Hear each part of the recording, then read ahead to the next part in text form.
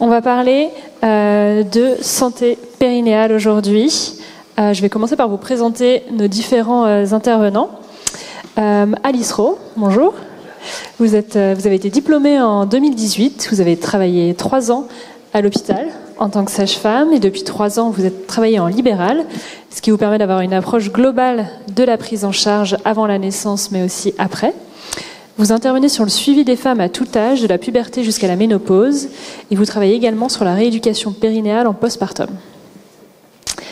Delphine Sauvebois-Brunel, bonjour.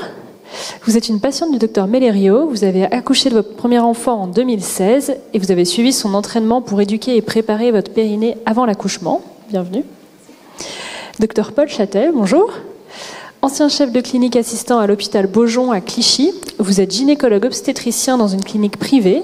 Vous avez participé aux travaux de nombreuses publications médicales et vous êtes membre du comité médical d'Emagina. Paola Bourdon, bonjour. Vous êtes la cofondatrice de la société Emagina, un dispositif médical permettant aux femmes enceintes d'éduquer leur périnée avant l'accouchement. Avec Emagina, vous lancez votre première investigation clinique Périflex avant la commercialisation de votre dispositif médical. Bonjour. Et on va commencer avec vous, Paola. Est-ce que vous pouvez nous présenter Emagina? Et il y a un petit clicker. Génial. Comme ça. Ok. Alors, saviez-vous que seulement 20% des femmes enceintes ont un périnée intact au moment de l'accouchement? Ok, merci.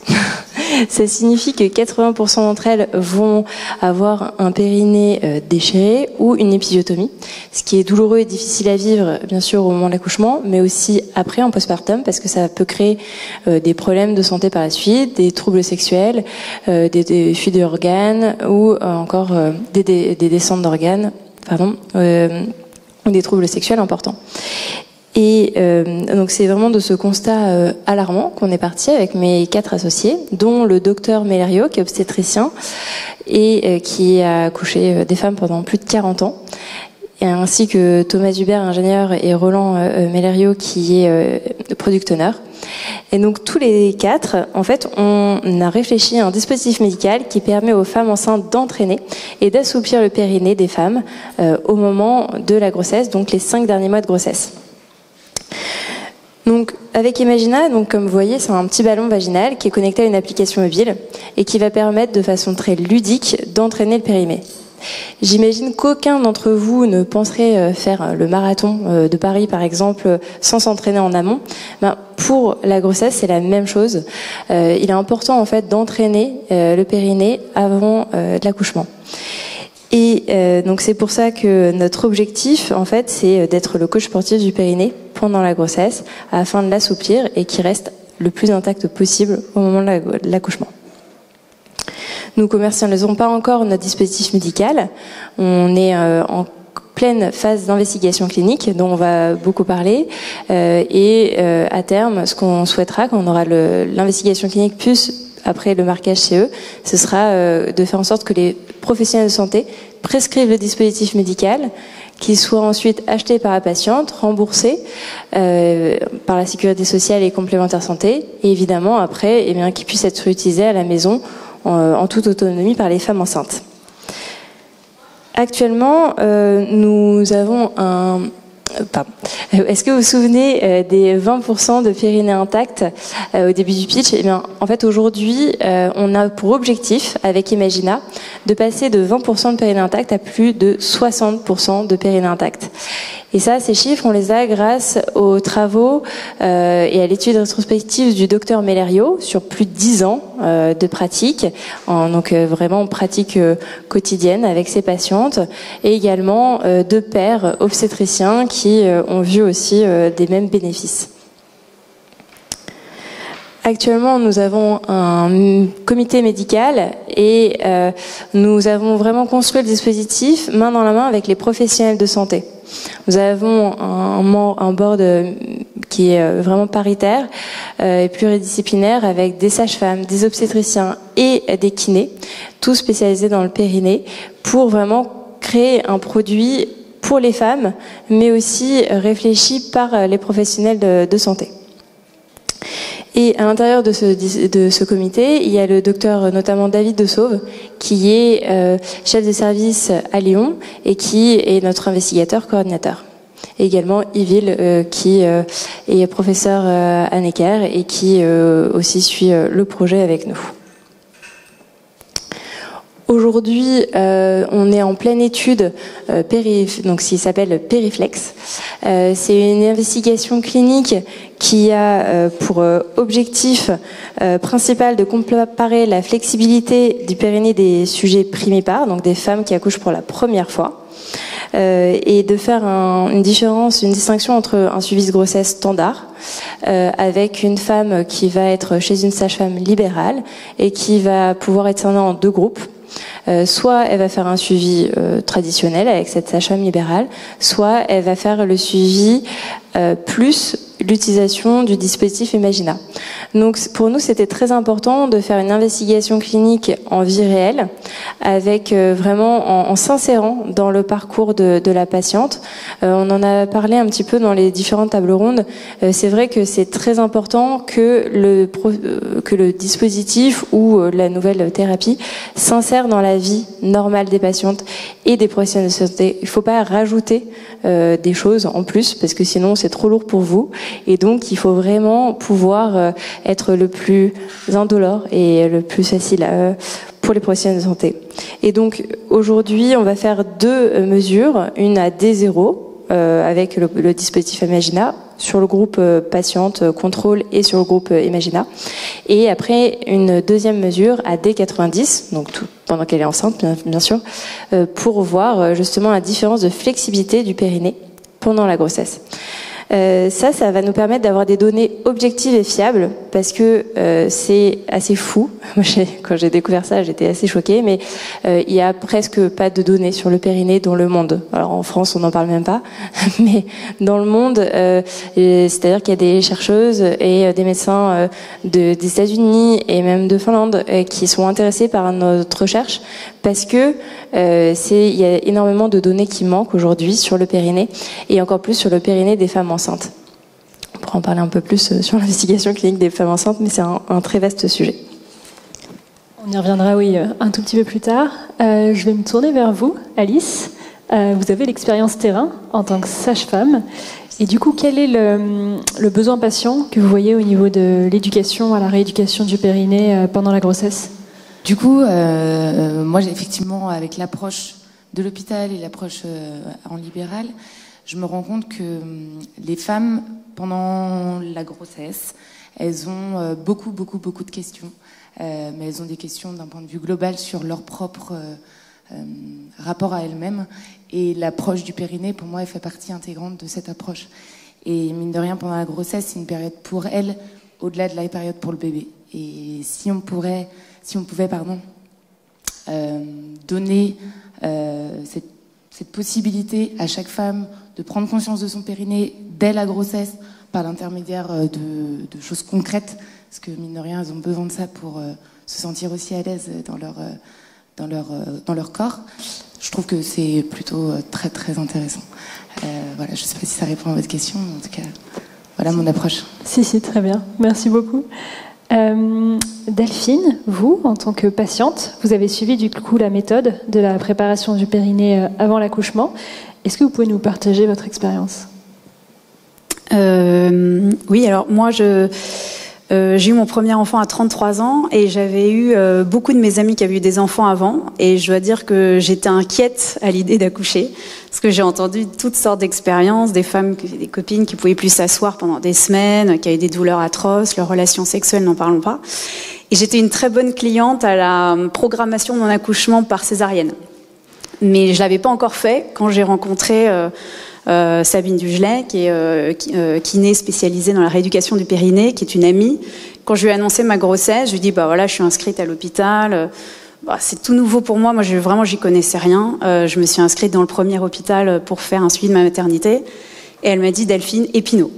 Elle m'a expliqué ce que c'était que le périnée. Je savais pas ce que c'était. Elle m'a dit écoute Delphine, le périnée c'est un muscle. Tu ne ferais pas le grand écart sans t'entraîner. Tu vas pas mettre au monde un bébé sans te faire un claquement du périnée si tu l'as jamais fait avant. Et j'ai été convaincue. Moi, j'ai une approche très cartésienne de la médecine. J'ai pas besoin qu'on me dorlote, mais j'aime bien les choses claires. Et ça, c'est une image qui m'a parlé. Et donc, elle m'a dit, écoute, rencontre le docteur Mellerio. Voilà, on verra bien s'il te séduit. Et j'ai été totalement séduite. D'abord, il m'a montré son ballon. J'ai trouvé ça très parlant. Et vraiment, et l'idée d'entraîner son muscle à s'étirer de plus en plus, j'ai trouvé ça hyper convaincant. Et puis il m'a permis d'approcher une notion que je connaissais pas du tout moi en médecine. Bon, j'ai jamais été malade, mais le concept de s'intéresser à mon confort, alors que voilà, la question c'était mettre au monde un bébé en forme. Après, on savait bien que moi je repartirais sur mes 2 jambes. Les cas de femmes qui ont des problèmes d'accouchement sont rarissimes, donc. Mais personne m'avait dit, mais en fait, tu peux accoucher. Et que ça se passe bien, en fait, que ce soit un beau moment pour toi, t'es pas obligé de souffrir pendant 3 semaines derrière. Et je dois dire que mon accouchement a été 1000 fois à la hauteur de mes attentes. Enfin, littéralement, j'aurais pu être sur mon vélo 2 heures après. J'ai eu aucune douleur, aucune égratignure. C'est épatant. Et enfin, moi, j'ai vécu la maternité vraiment comme 3-4 jours, mais à l'hôtel. J'ai adoré. Derrière, j'ai eu une 2e grossesse, une 3e grossesse. J'y serais restée 1 semaine si je pouvais. J'étais juste bien, dorlotée avec mon petit bébé à côté de moi.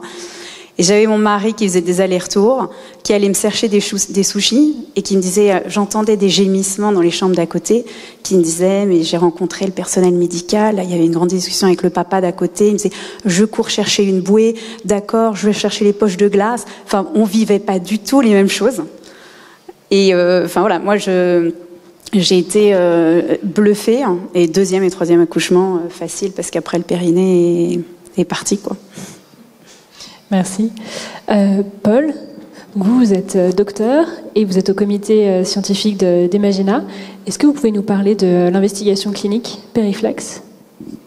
Alors, tout d'abord, les témoignages sont importants. Les dispositifs de massage du périnée sous forme de ballon, on les utilise. Moi, ça fait 6 ans que je les utilise. Le périnée des femmes, c'est un sujet qui m'a passionné depuis de longue date, autour du débat sur l'épisiotomie, autour de la protection périnéale. Et finalement, on se rend compte dans la littérature que le périnée intact n'est pas un sujet d'étude. On va étudier les lésions du périnée, mais jamais le fait qu'il soit intact. Et donc je trouve que déjà on tourne le problème à l'envers. La patiente, ce qui l'intéresse, c'est pas de savoir si elle va avoir un périnée complet compliqué, enfin un truc ultra grave qui arrive entre 0,1 et 4% des cas en fonction du pays dans lequel on se trouve, mais c'est de savoir si elle va avoir un périnée intact et justement avoir des suites de couches, un postpartum immédiat, avec le milliard de difficultés qu'il y a au-delà du périnée, entre son enfant, enfin tout ça. Et donc je trouve que c'est central d'avoir une réflexion autour du bien-être et pas juste de la prévention de la complication, ce qui est une philosophie inversée. Et en fait, tout le travail qui a été fait avec les dispositifs de massage, c'est très empirique. C'est empirique, c'est l'expérience. Moi, j'avais rencontré ce dispositif avant de rencontrer Mellerio et ça avait toujours été un échec. Je le proposais à mes patientes, elles ne le faisaient pas, ça ne marchait pas. Et quand j'ai rencontré le docteur Mellerio, il m'a dit « mais j'ai une kiné avec qui je bosse » et en fait, ça a changé ma façon de travailler, ça a changé ma façon de faire de l'obstétrique. Voilà, je ne dis pas que c'est zéro, je ne dis pas que je ne fais jamais d'épisio, mais c'est plus du tout la même chose. Et l'autre élément, bon alors ça peut-être je suis coupable et le seul à l'être, mais ça m'étonnerait, c'est que j'ai découvert que les lésions du périnée, ça faisait très mal quand je me suis installé en libéral. Parce qu'en fait, en libéral, on revoit ces patientes tous les jours. Quand elles ont un problème, c'est nous qu'elles appellent. C'est pas l'interne de garde, c'est pas le médecin de garde, c'est pas la sage-femme de ville.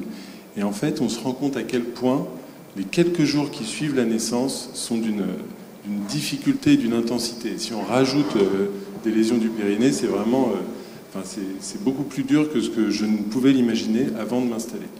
Et donc, l'investigation clinique orientée sur le périnée intact, sur la protection du périnée de façon robuste, scientifique, c'est hyper important parce qu'en fait, quand on parle de ces dispositifs-là, il y a très peu de littérature, il y a toujours un côté, enfin voilà, on n'est pas très à l'aise en fait. Il y a des gens qui sont contre Enfin, c'est étrange d'être contre, en fait, mais ou qui n'y croient pas, comme si c'était une croyance, en fait. Et donc là, on a besoin d'une robustesse clinique, et donc c'est là que l'investigation a tout son intérêt. Voilà. Merci beaucoup. Paola, peut-être pour revenir sur le sujet des données dont on parlait tout à l'heure et de la recherche, et puis je vous poserai la question à vous tous. D'après vous, qu'est-ce qu'il faut faire pour qu'il y ait plus d'investigations cliniques avec des femmes enceintes ? Alors, déjà, c'est vrai que nous, on voit aujourd'hui, il y a peu de données sur le périnée, hein, c'est ce que je disais, et encore moins sur le périnée des femmes enceintes. Et là, en faisant tout ce travail pour faire une investigation clinique dans les normes, c'est très très long. Hein, ça fait 2 ans et demi qu'on travaille sur le projet, juste pour lancer l'investigation clinique d'ici fin 2023. Donc c'est pour vous donner une idée du temps et de l'investissement également.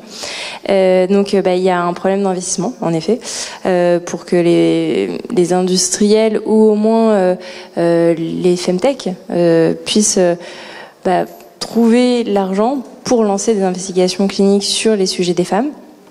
Et par rapport aux femmes enceintes spécifiquement, nous, ce qu'on a vu et ce que j'ai découvert, c'est que il y a on a l'impression que les autorités compétentes, qui autorisent bien sûr de faire une investigation clinique, ont un peu peur de prendre le risque d'autoriser ces investigations cliniques, parce que les femmes enceintes, c'est une population à risque, et ça c'est évident, donc bien sûr qu'il faut encadrer, et il faut vraiment faire attention, mais d'un autre côté, à trop vouloir faire attention, on oublie la balance bénéfice-risque, et aujourd'hui, moi j'ai découvert ça quand j'étais enceinte, je viens d'accoucher il y a très peu de temps, que sur la plupart des médicaments, en fait, c'est toujours interdit aux femmes.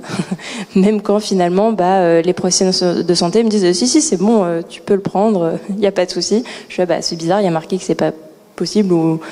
Et en fait, c'est juste parce qu'il n'y a pas eu d'études cliniques. Parce que c'est trop lourd et c'est trop compliqué, et souvent même on leur dit que c'est pas possible.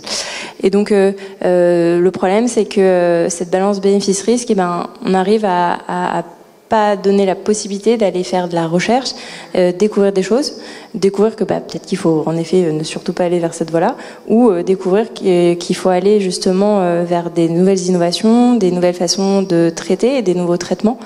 Et ça, c'est un vrai souci. Après, j'ai pas encore la réponse sur comment faire pour que les autorités compétentes justement changent d'avis sur le sujet. Est-ce que vous voulez réagir sur cette partie essais cliniques sur les femmes enceintes ? Le ballon, il fait quoi exactement, le ballon d'appareil? Il assouplit ou il muscle le périnée? Et est-ce qu'il y a une relation avec césarienne ou pas, on échappe ou pas? Alors, le ballon, il va avoir 2 fonctions. Une fonction de stimulation mécanique comme un étirement. Donc ça, ce qui permet un étirement circonférentiel, ce qui est, pour les détracteurs passionnés de choses, exactement la même chose qu'un massage digital. C'est qu'au lieu de tirer sur le périnée avec les doigts, on tire avec un ballon. Ça assouplit. Ça ne dilate pas, ça assouplit comme on ferait, comme on s'entraînerait à toucher ses pieds. Voilà. Et ensuite, il peut y avoir des exercices de musculation et de prise de conscience du périnée, mais ça, par contre, j'en parle pas très bien, puisque c'est pas du tout mon métier. Du coup, quand on travaille le périnée, l'intérêt, c'est vraiment qu'il soit contracté au bon moment et décontracté au bon moment. Et pour moi, c'est que les femmes, elles arrivent à comprendre quand il est contracté et quand il est décontracté. Et l'approche de la contraction musculaire et avec le dispositif va être vraiment dans cette fonction-là, de se dire quand est-ce qu'il se contracte ou pas. Pour qu'elles sentent bien, contraction, relaxation. Exactement. Aider pendant l'accouchement. Et un périnée qui est trop contracté n'est pas forcément mieux qu'un périnée qui est décontracté. Et en fait, c'est de trouver le juste équilibre. Et pour moi, c'est vraiment l'intérêt de ce dispositif. Pour l'aider pendant l'accouchement à avoir conscience en fait de ce qui se passe dans son corps, de se dire ok, là je sens avec la respiration, avec la position aussi du bébé qui descend dans le bassin. Ok, là je sens qu'il est décontracté ou décontracté. Oui. Que le chirurgien ne fasse pas l'épisio, en tout cas moins de risque de faire l'épisio. Il y a l'approche de l'épisiotomie. Est-ce qu'on peut dire qu'il y a des données comme quoi il y a moins moins de césariennes ou pas? Pour moi, c'est la conséquence positive sur les césariennes, où il y a aussi lié à la posture dans le bassin. C'est pas moi qui fais les césariennes, mais il y a aussi lié à des bébés qui se mettent dans le bassin parce que la femme n'a pas forcément conscience de son bassin. Et peut-être que si elle avait été plus mobile, plus alerte pendant la grossesse, je pense que ça évite certaines césariennes aussi. Ouais. Voilà, mais c'est vraiment tellement global que je pense qu'il n'y a pas une réponse à donner à votre question. Mais par rapport à la flexibilité, c'est vraiment, faut penser, comme disait Delphine, au grand écart. Je vais pas faire le grand écart là tout de suite devant vous, parce que je suis absolument pas souple. Par contre, si tous les jours ou toutes les semaines, plusieurs fois par semaine, je m'entraîne, au bout de X mois, semaines, je vais réussir à faire le grand écart sans que mes muscles se déchirent, mais tout en restant quand même assez toniques, c'est-à-dire ils vont pas être lâches, ils vont rester normaux ces muscles. Et donc c'est vraiment ça, la flexibilité est vraiment là-dessus, et exactement comme tu disais, c'est que ça va pas non plus le tonifier, on veut pas le muscler au moment de la grossesse. L'hypothèse donc de l'étude qui va démarrer, Oui. c'est d'avoir moins d'épisodes et peut-être moins de césariennes. Alors même au-delà de ça, c'est d'avoir moins de déchirures. Et donc, parce que l'épisiotomie, c'est vraiment, je vais peut-être laisser Docteur Châtel en parler, mais c'est vraiment pour ne pas avoir une déchirure grave qu'on fait une épisio. Je vais juste, sur le débat sur l'épisio, c'est un sujet qui passionne les obstétriciens. C'est l'arbre qui cache la forêt. L'épisiotomie, alors je vais prendre les exemples étrangers, parce qu'en France, on n'a pas de données. Dans les pays scandinaves, dans les années 70, ils ont arrêté de faire des épisios, arrêté de retenir les têtes des bébés. Ils ont tout arrêté, ils ont dit ça sort tout seul. Et ils sont arrivés à 4% de périnée complet, donc d'atteinte du sphincter de l'anus à l'accouchement, et à peu près 3-4% d'épisio. Ça, c'était Norvège, Suède, Danemark. Il y avait un pays qui n'est pas un pays scandinave, pour ceux qui sont des puristes, qui est la Finlande, qui avait 0,1% de lésions. Et les voisins du Sud, qui les prenaient de haut, eh bien, on dit, mais ils mentent. C'est trop beau pour être vrai. Et en fait, la Norvège, en 2005, a fait un plan de protection périnéale gouvernementale et a fait venir une Finlandaise dans des maternités du sud de la Norvège. Alors, c'est un petit pays, mais c'est des maternités à 7000 naissances. Et elle a imposé une nouvelle technique d'accouchement, ce qui a été un combat hyper important, et elle s'appelle Katharina Len. Moi, je l'ai rencontrée à Oslo. Et en fait, elle retient la tête du bébé et elle réapprend aux gens à faire une épisio quand il faut la faire. Et en Norvège, c'est remonté à 12%. Mais en contrepartie de quoi, elle a divisé le nombre de lésions du périnée, de lésions graves du périnée, par 40. Et en fait, je pense que réfléchir au taux d'épisiotomie, en fait, c'est pas une bonne façon de faire. Parce qu'en fait, c'est pas un concours de celui qui en fera le moins. On peut en faire 0% si ça nous amuse, mais c'est pas un avantage pour les patientes. Donc c'est en ça que la notion de périnée intact, elle est centrale, en fait, dans une recherche. Et je pense qu'il faut inverser le paradigme, en fait, de la recherche, parce qu'elle ne s'intéresse jamais à la patiente qui va bien. Voilà. Intact, ça veut dire ni déchirure, ni épisio. Ni déchirure, ni épisio. Encore l'épisio, c'est l'équivalent d'un grade 2, en fait. Que la patiente, elle ait une déchirure de grade 2 ou une épisiotomie, elle a mal pareil. Alors, c'est pas le gynéco qui l'a faite, mais bon.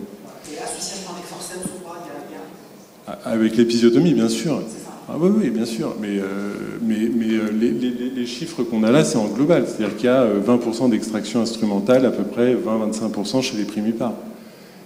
Alors, en France, on utilise la ventouse, les forceps, tout ça, mais oui, on a une amélioration significative des périnées intacts, même en cas d'extraction instrumentale. C'est pas du 100%, il faut rester, c'est pas la panacée. Et juste pour la césarienne, moi je pense que ça n'a pas tellement d'influence. Ce qui va être central dans une indication de césarienne, c'est l'engagement dans le bassin. Et le bassin, c'est un étage qui est au-dessus du périnée. Donc voilà.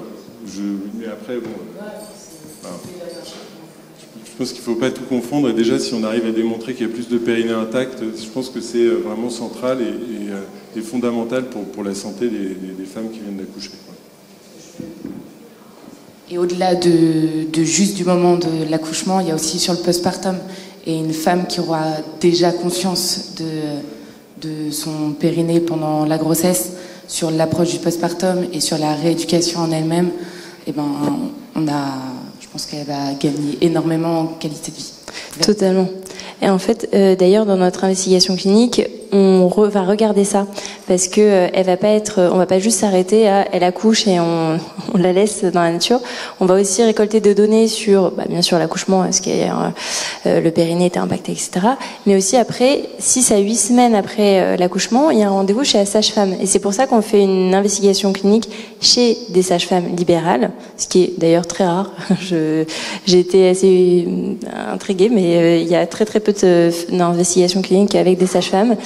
Et donc pendant ce rendez-vous, donc jusqu'à 8 semaines après l'accouchement, on va pouvoir demander aussi la qualité de vie, la sexualité, combien de fuites urinaires, enfin pourcentage de fuites urinaires, et aussi la rééducation du périnée, voir en fait est-ce que il y a une différence entre le groupe contrôle et le groupe Imagina sur le périnée. Et nous, on le voit déjà avec juste les études rétrospectives et surtout toutes les sages-femmes et kinés avec qui on travaille que oui, il y a clairement un effet bénéfique parce que on connaît déjà notre périnée, on sait déjà comment l'utiliser, on connaît son corps et donc forcément, bien sûr, on aura besoin de quelques séances pour le retravailler parce que c'est pas facile, il a quand même subi un petit marathon, mais ce sera beaucoup plus simple et moins long. Est-ce qu'il y a des questions dans la salle? Oui. Bon, vous voyez, je suis enceinte. J'ai bien fait de venir. Non, c'est ma deuxième grossesse. Du coup, moi, ma question, elle s'adressait à Delphine par rapport à son expérience. En fait, vous avez fait la péridurale ou pas? Oui. Pour les 3? Oui. Parce que moi, ma première grossesse, j'ai fait la péridurale, mais j'ai regretté parce que je ne sentais rien. On me demandait de pousser, et je n'arrivais pas à pousser parce que je ne sentais aucune contraction. Donc la sage-femme qui se met sur nous, là, et qui dit c'est bon, on a vous contracté, donc vous pouvez pousser.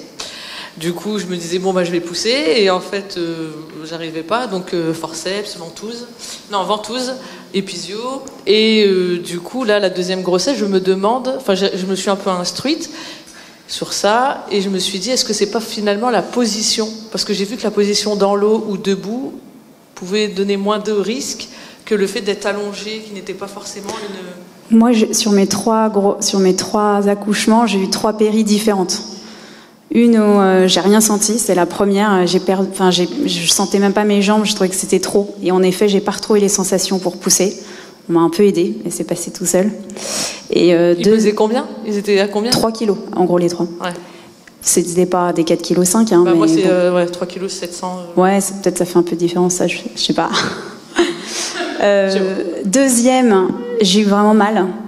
C'était plus léger. Et troisième, j'ai trouvé... troisième, encore autre chose, en fait. Pas de douleur, hein, mais une très très bonne sensation de mon périnée, de ce qui se passait. Donc j'ai trouvé la mieux. Je pense que ça dépend de plein de choses, le dosage, le timing, et du coup, ça sera forcément un peu différent, j'imagine. Je réponds juste sur les positions à l'accouchement. Il y a une littérature qui n'est pas hyper abondante sur le sujet, mais grosso modo, toutes les positions sont bonnes, voilà, sauf celle où l'accoucheur, que ce soit une sage-femme, un obstétricien, peu importe, ne contrôle pas le périnée, c'est-à-dire qu'il ne puisse pas contrôler la sortie de la tête pour qu'elle sorte doucement, sans effet bouchon de champagne. Mais à part ça, il n'y a pas de différence sur les positions à l'accouchement. Et la péridurale aurait plutôt tendance à protéger le périnée que l'inverse, voilà, sur ce qu'on sait de la littérature. D'accord, merci.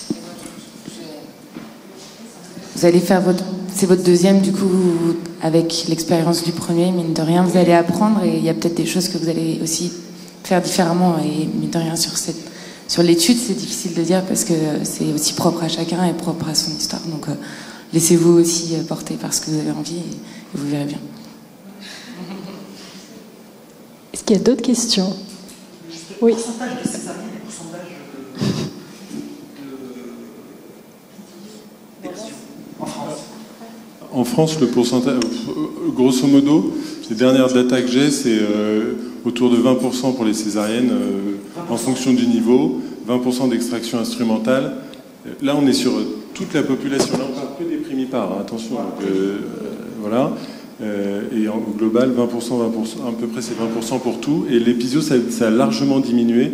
Je pense que ça doit être maintenant autour de 10%. C'est 14 avec la dernière ONP 2021. Bonjour, Guillaume Girard, moi je suis gynécologue obstétricien à Paris.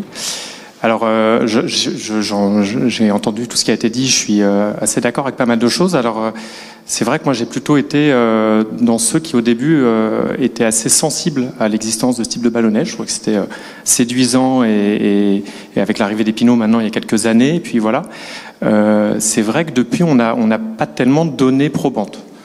Et ça c'est un problème. C'est-à-dire que pourtant il y a eu des études, on ne peut pas dire qu'il n'y a rien eu. Hein. C'est-à-dire qu'il y a eu des études et que pour l'instant il n'y a pas de résultats très enthousiasmants. C'est pas des études très bien faites. C'est le gros problème. Il y a des problèmes de méthodologie.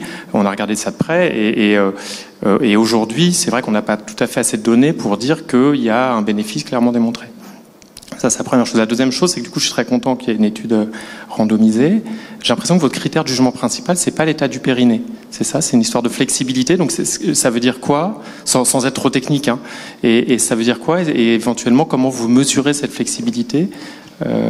Voilà. Et j'imagine que dans les critères secondaires, il y a les taux d'épisio et de déchirure et le devenir. Alors, c'est peut-être une question d'effectifs et de moyens, parce que 120 femmes, ça veut dire 2 bras de 60. Et il faut pouvoir démontrer quelque chose qui n'est pas quand même évident.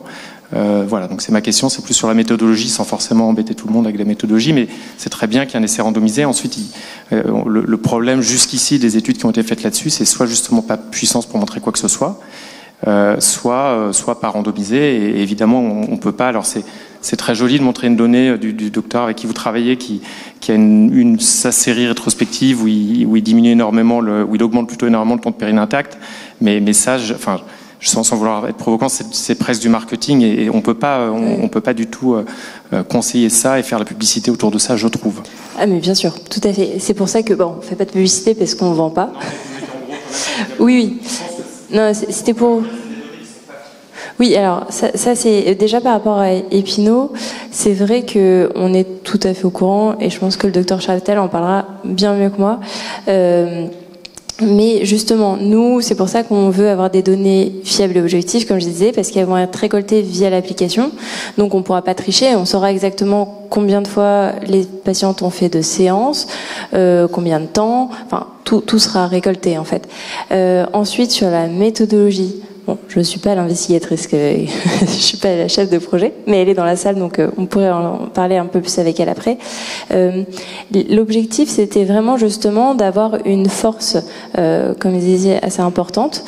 Donc, on travaille avec des méthodologistes, bien sûr, et avec le professeur David Dessauve, qui a fait beaucoup de publications aussi, pour justement, alors sur les 120 patientes, s'il y a un tiers qui sont les patientes test, contrôle, et une femme, pardon, pour trois patientes. En fait, il y a une femme qui utilise pas Imagina et 2 femmes qui utilisent Imagina. Donc c'est pas 50-50. Donc ça c'est le premier point, c'était pour la méthodologie. Et en effet, pourquoi est-ce qu'on a pris la flexibilité du périnée et pas le pourcentage de périnée donc de grade 0, 1, 2, 3, 4 et les épisiots, parce qu'il aurait fallu une cohorte immense, qu'on n'a pas l'argent, clairement, pas le temps aussi, parce que ce serait très très long et très très très coûteux donc. Et nous, on pouvait absolument pas en tant que petite start-up de 4 pour le faire. Donc on va le faire step by step avec justement cette première investigation clinique qui va bien sûr amener sur une autre. Et ça c'est vraiment important pour nous aussi de découvrir déjà juste cette donnée de la flexibilité du périnée. Donc comment est-ce qu'on va la récolter? C'était une de vos questions. C'était pendant donc les 5 derniers mois de grossesse, il va y avoir donc avec la sage-femme pendant un des rendez-vous habituels avec la sage-femme une première mesure à D0. Donc pour les 2 groupes, hein, bien sûr, contrôle et Imagina. Ils vont tester la flexibilité du périnée avec notre dispositif Imagina. En fait, on va venir insérer le ballon avec l'application. On va juste voir jusqu'où le ballon va pour que tant que la femme dit qu'elle n'a pas de douleur, on augmente. On va voir donc la différence de flexibilité pour toutes les femmes qui n'ont jamais fait l'entraînement. Et à D90, 90 jours plus tard, on va refaire cette mesure dans les 2 groupes et voir s'il y a une différence entre les 2 groupes. Donc ça, c'est notre objectif principal. Après, il y a bien sûr plein d'objectifs secondaires qui sont, alors là, il y a une belle liste, mais qui sont justement sur le taux d'épisiotomie, de périnée intact, et d'autres points aussi très importants, comme je disais, sur la qualité de vie. Et donc ça, c'est en effet une première investigation clinique qui, au moins, a le mérite d'avoir des données objectives, fiables, tout en étant un essai randomisé. Est-ce que toutes auront une péridurale dans l'étude? Ce sera récolté comme données, mais elles peuvent avoir ou ne pas l'avoir, c'est au choix. Ça sera pas homogène forcément sur ce plan, c'est ça? Alors, non, on ne pouvait pas prévoir, non, il n'y a pas de Quid de la taille de la patiente, de la femme, du bassin et du bébé qu'on ne peut pas forcément prévoir? Alors, juste sur le sujet, en fait, là, on est dans une étude qui est quasiment biomécanique. C'est-à-dire qu'on va être sur l'extension possible du périnée. C'est une étude d'ailleurs qui a déjà été un peu faite. Ça a été publié par une équipe portugaise qui avait comparé un dispositif de massage au massage digital et qui avait démontré un intérêt du dispositif. Et donc en fait c'est cette étude-là qui va être menée pour montrer l'efficacité au moins biomécanique du ballon. Ensuite sur les données après, sur l'accouchement, sur la péridurale et tout ça, en fait justement l'homogénéité des groupes sur une étude en technique obstétricale, c'est extrêmement compliqué.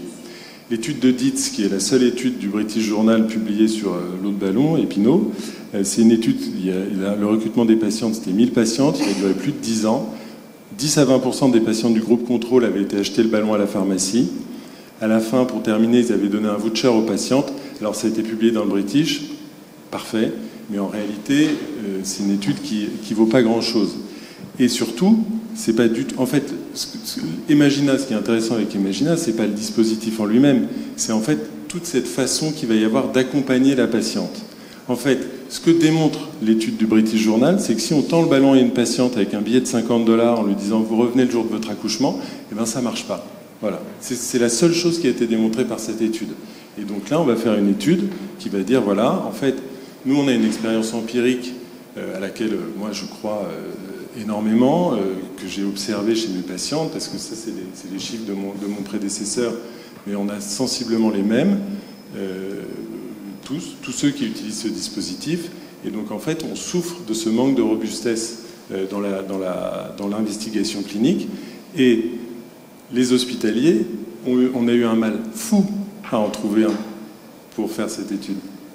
Donc, ce que je veux dire, c'est qu'on a une responsabilité collective aussi vis-à-vis des patientes. C'est-à-dire qu'on peut balayer comme ça une technique, un intérêt pour quelque chose, en disant qu'il n'y a pas d'études robustes, mais dans ce cas-là, que les gens qui peuvent les faire, les fassent. Ce qui n'a pas été fait jusqu'à maintenant. Donc c'est au contraire, à mon sens, absolument fondamental qu'il y ait une équipe. Certes, c'est une start-up de 4 personnes, ok, mais c'est fondamental qu'il y ait des gens qui s'intéressent à ça. Parce qu'en réalité, c'est un peu par paresse intellectuelle que les gens ont balayé la technique qui est pourtant très intéressante. On a une dernière question. Ah, 2 dernières questions. Bon. Après, on va goûter. Bonjour, moi je suis kinésithérapeute et du coup je me posais la question de donc, tout ce travail de conscience corporelle qui est fait autour du périnée, d'assouplissement, de musculation, qui est fait donc en amont de la grossesse. Vous l'avez commencé à partir de combien de temps à peu près ? Et j'avais une autre question concernant, est-ce que vous avez vu un lien avec la rééducation postpartum ? Est-ce que les femmes qui ont eu Imagina du coup avant grossesse ont une rééducation postpartum qui est facilitée parce qu'elles ont déjà donc cette conscience corporelle et du périnée ? Du coup, ça va être l'objet de l'étude, effectivement. Après, pendant la grossesse, je ne fais pas en systématique, moi, de l'éducation périnéale. Je le fais parce que ça vient dans la discussion, parce que, effectivement, avant, on examinait les femmes tous les mois pour regarder le col. Je pense qu'on avait peut-être un recul au niveau du périnée, et aujourd'hui, on n'examine pas plus les femmes pendant la grossesse. En tout cas, moi, je les examine très peu pendant la grossesse. Et je pense que, du coup, on n'a pas forcément de ce recul-là. Après, si elles se plaignent de fuite urinaire ou de pesanteur, voilà, on en discute, mais à ce moment-là, je fais de l'éducation, mais pas en systématique. Et après, de toute manière, j'oriente vers un kiné s'il y a besoin de plus aussi derrière. Et par rapport à votre question sur l'éducation du périnée en amont, est-ce qu'il y a un impact sur après ? Alors en effet, c'est clairement l'étude qui a donné les vrais chiffres avec des données, mais sur le terrain, moi on travaille avec quand même énormément de sages-femmes, énormément de kinés, qui font pas forcément d'ailleurs la méthode de ballon ou d'autres, mais qui travaillent vraiment le périnée.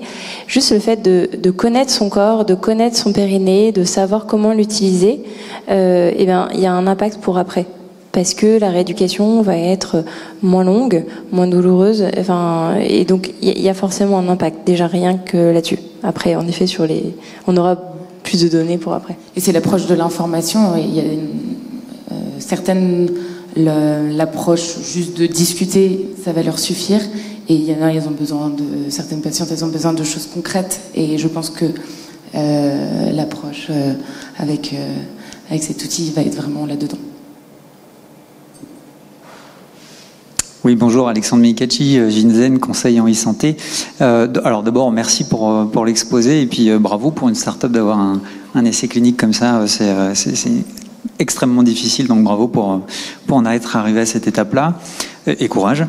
La question que j'avais, moi, de mon côté, on a parlé d'accompagnement, on a parlé tout à l'heure dans une table ronde de contextualisation autour du patient. On a parlé également de prévention.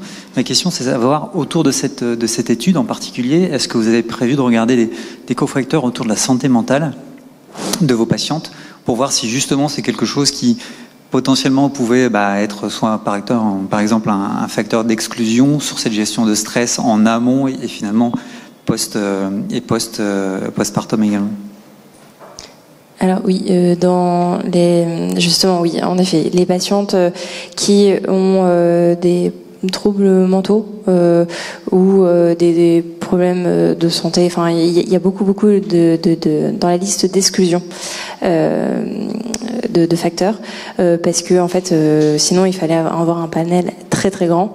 Donc oui, par rapport aux troubles mentaux très spécifiquement, c'est les troubles psychiatriques qui ont été exclus. Après, peut-être qu'on pourra en discuter un peu plus en détail, parce que mais en tout cas, oui, on a essayé de prendre un panel de femmes qui ont plus de 18 ans, qui ont pas de troubles mentaux spécifiques, mais surtout qui ont un suivi avec une sage-femme libérale. Enfin, on était, pour l'instant, on a essayé de faire un panel le plus large possible, mais sans spécifiquement regarder ça. Par contre, ce qui est très important pour nous, c'est après d'avoir le ressenti. Quand je parlais le vécu, c'est bien sûr sur l'aspect physique, mais aussi psychologique de l'accouchement. Comment vous avez vécu votre accouchement? Est-ce que il y a un changement entre le groupe contrôle et le groupe Imagina sur le ressenti pendant l'accouchement, mais aussi après? Parce que Delphine, tu l'as très bien dit, si on vit un accouchement où on a l'impression d'avoir une pleine maîtrise de son corps, on va pas du tout potentiellement avoir, par exemple, du stress après, et peut-être, je sais pas, ça fera peut-être l'objet d'autres investigations cliniques, mais sur la dépression postpartum. Donc il y a sûrement beaucoup de choses à aller chercher et à découvrir, parce qu'aujourd'hui, il y a très très peu de données là-dessus aussi. Merci. Merci à tous. Merci à tous les quatre pour votre partage. Merci à vous pour votre attention. Et puis, c'est fini pour aujourd'hui. Merci beaucoup. Au revoir.